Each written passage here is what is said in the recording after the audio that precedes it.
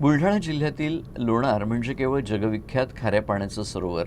महाकाय उल्का कोसळून तयार झालेलं 1600 मीटर व्यासाचं हे सरोवर हीच लोणार या पौराणिक आणि ऐतिहासिक नगरीची खरी ओळख नाही, तर दैत्यसुदन मंदिर देखील या पुरातन नगरीची एक ठळक ओळख आहे. यातच मंदिरातील किरणोत्सव सध्या चर्चेचा विषय ठरलाय. लोणारमधील ऐतिहासिक दैत्यसुदन मंदिरात सध्या दिव्य किरणोत्सवाला सुरुवात झाली आहे.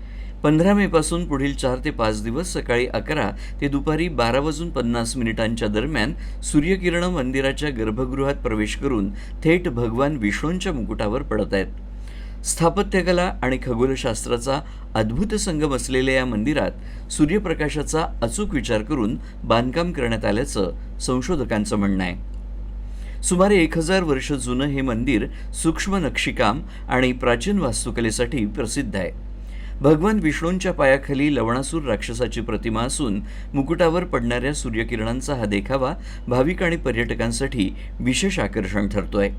या किरणोत्सवामुळे लोणारमध्ये श्रद्धाळू, पर्यटक आणि इतिहासप्रेमी मोठ्या संख्येनं दाखल होत आहेत. धार्मिक पर्यटनालाही यामुळे चालना मिळते. जगप्रसिद्ध लोणार सरोवरामुळे आधीच ओळख असलेल्या या ठिकाणाला या अनोख्या भौगोलिक आणि आध्यात्मिक चमत्कारामुळे पुन्हा एकदा विशेष प्रसिद्धी मिळते. हजारो वर्षांपासून उल्कापातामुळे निर्माण झालेलं लोणार सरोवर आणि त्याच परिसरातील दैत्यसुदन मंदिर हे निसर्ग, इतिहास आणि अध्यात्म यांचा अद्भुत संगम मानलं जात आहे. आत्ताच आपण मंदिराच्या गाभाऱ्यामध्ये दैत्यसुदन मंदिरामध्ये श्री विष्णू यांना सूर्यकिरण अभिषेक करतानाचं एक विलोभनीय दृश्य बघितलेलं आहे.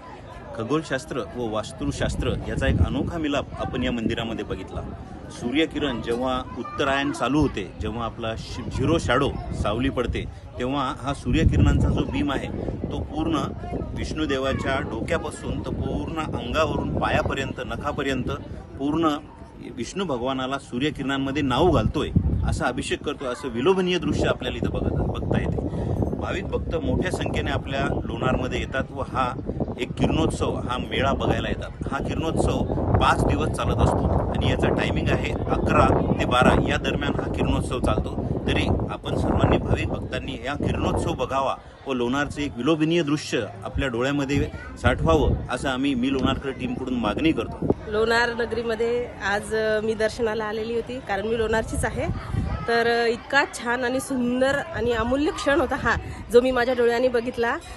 सूर्यदेवता साक्षात आपल्या म्हणजे विष्णू भगवानाला दर्शन देत आहे. इतकं छान वाटलं की तुम्हाला काही सांगू शकत नाही मी माझ्या भावना, कारण माझ्या डोळ्यात अश्रू आले अगदी आरती करताना.